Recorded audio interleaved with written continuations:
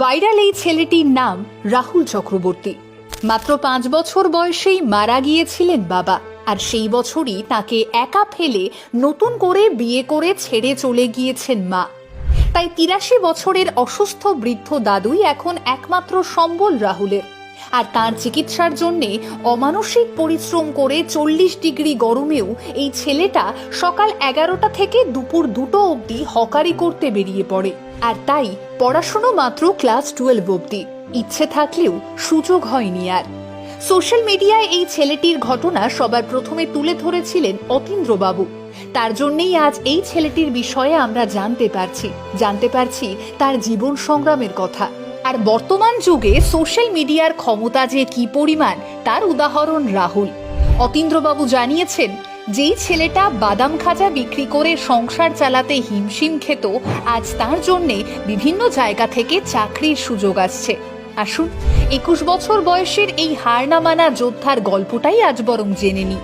রাহুলের বাড়ি শান্তিপুরে। বাবা মা দাদুকে নিয়েই ছিল তাদের সংসার। রাহুল জানিয়েছেন, বাবা যখন শয্যাশায়ী তখন তার মা খেয়াল রাখতেন না নিজের স্বামী, শ্বশুর, এমনকি রাহুলের কথায় মা তাদের খেতেও দিতেন না ঠিক করে। রাহুলের বয়স যখন মাত্র 5, তখন বাবা শেষ নিঃশ্বাস ত্যাগ করেন।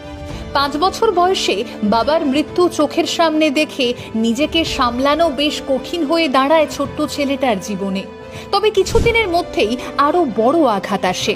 স্বামীর মৃত্যুর 1 বছর পেরোনোর আগেই সন্তানকে ছেড়ে চলে যান মা, বিয়ে করেন অন্যত্র। ছেলেটির মনে আঘাত লেগেছিল খুব, আর তাই আজও সেই বিষয়ে কথা বলতে গেলে চোখ ভিজে যায় তার, হয়তো গলায়ও কিছু একটা আটকে আসে। রাহুলের বাড়ি থেকে 3-4টে বাড়ি পরেই থাকেন তার মা। স্কুলে যাওয়ার সময় মুখোমুখি হলেও মুখ ফিরিয়েই থেকেছেন মা, সন্তানকে যেন চিনতেই পারেননি। তাই রাহুলের মনেও সেই অভিমান, রাগ জমা হয়েছে তিলে তিলে।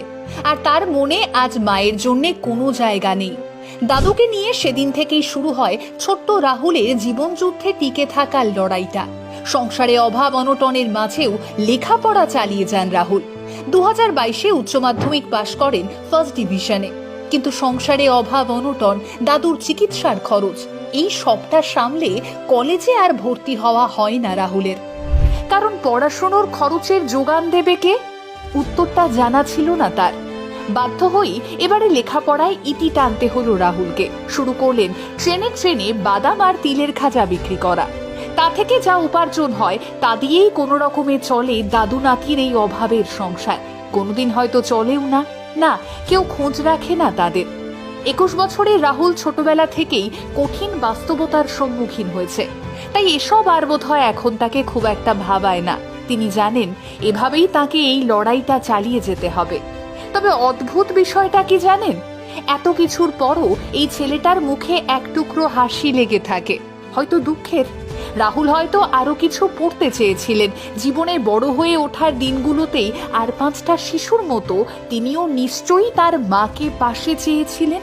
ছোট্ট রাহুলের এই জীবন সংগ্রামের কাহিনী শুনে হতবাক হয়ে যান অনেকেই।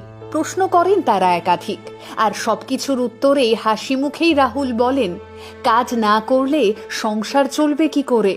কথায় বলে, মায়েরা সন্তানের জন্য নিজের প্রাণের তোয়াক্কাও করেন না, অথচ এই মা যেন সব ক্ষেত্রেই ব্যতিক্রম। ওই একই বাড়িতে থেকে বড় হয়েছেন রাহুল, কিন্তু আজও তিনি তার দাদুকে ছেড়ে চলে যাননি, বরং নিজে পরিশ্রম করে ওষুধ কিনে দাদুর চিকিৎসার খরচ চালাচ্ছেন। রাহুল চাইলেই তো পারতেন শুধু নিজের কথা ভাবতে, নিজের উপার্জন দিয়ে কিছু সঞ্চয় করতে, আর তাতে করে পড়াশুনো চালিয়ে যেতে।